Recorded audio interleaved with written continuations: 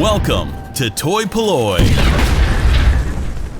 Hello and welcome to another video from toy-polloi. Now nothing's going to last forever, which I know is a pretty bleak way to start a video, but let's face it, it's true. And it's just the same with your toy collection. Many of the toy lines I like to collect, like Star Wars, Action Man, Transformers, Action Force and Micronauts, all started their lives back in the 1970s, so they're now more than 40 years old. And none of them were designed to last this long, and slowly they're starting to fall apart and break. I like to call that toy entropy.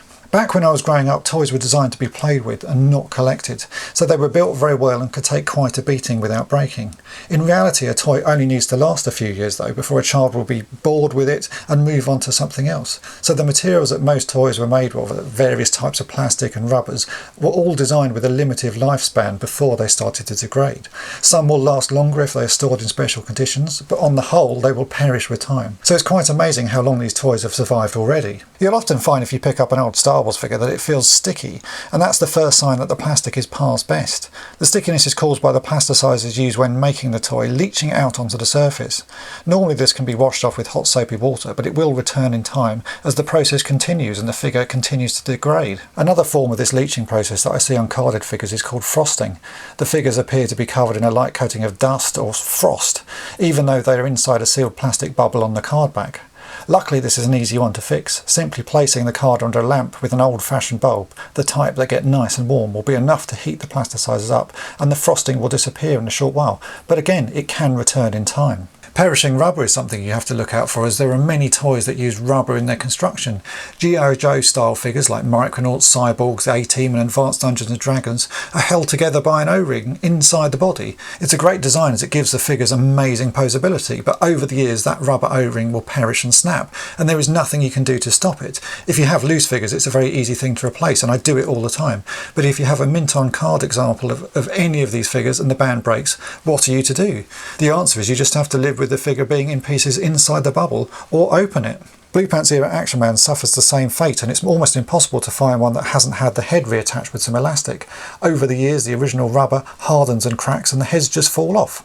Other toys use rubber in different ways. Steve Austin, the $6 Million Man, has a retractable skin on his right arm that's used to reveal his bionic chips. This has long since fallen off all the toys I've ever found, but luckily you can easily replace that. The Action Man, Frogman wetsuits and Space Ranger Captain spacesuits are almost impossible to find because they were created entirely from rubber. Luckily fans are now making replacements of both. Toys that come with batteries already installed are a real problem for the mint-in box or mint-on card collectors, as batteries have a very short shelf life before they start to leak everywhere. We all know the problem of packing something away and forgetting to remove the battery, only to come back to it years later and find it covered in rust and leaking various oxides. If you've got a boxed or carded toy with a battery in it, the best thing to do is open it and remove the battery. If you don't, you risk it being ruined years down the line. Another term you'll hear collectors talk about is mould spots. These look like brown dots and appear all over some figures, particularly if they were produced in Malaysia. These are again formed by the plastic degrading, and sadly there's nothing that can be done to fix them, as they are not just on the surface of the plastic, but throughout. Gold plastic syndrome has been getting a lot of coverage from Transformers collectors in recent years. This type of metallic coloured plastic gets very brittle to the point that you can crush it with your bare hands. It doesn't only affect plastic that has a gold look to it, that is just where it was first noticed. Any metallic look plastic could suffer. Just take Battle Armour He-Man. His body is made of a silver look plastic, and you often see this cracked and damaged with his arms missing, because it suffers from exactly the same issue. When I first started toy-polloi, I had the chance of getting one of my boxed, never-opened Star Wars mail-away figures x-rayed by Nottingham University. Using their very fancy x-ray machine, they were able to see into the box and reveal some details you wouldn't see, even if you had the figure in hand, like bubbles and casting errors inside the plastic.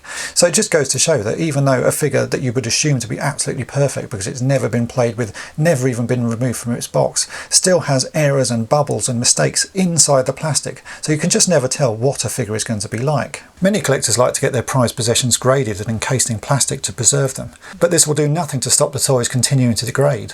I've often thought when seeing a mint-in box item that has been graded and sealed in a plastic box, what does the toy inside actually look like? Chances are it's not mint or anywhere near mint, as everything that I've mentioned will have been going on, it's just that no one has seen them. And it could be that down the line someone decides to open up the case to check the toy inside and they'll be very disappointed. So even though they're not going to last forever, that doesn't mean you shouldn't collect and enjoy them.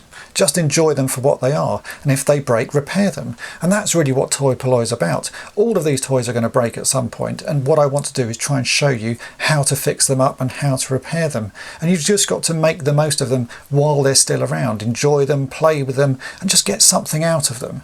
Learn to love the wabi-sabi and everything.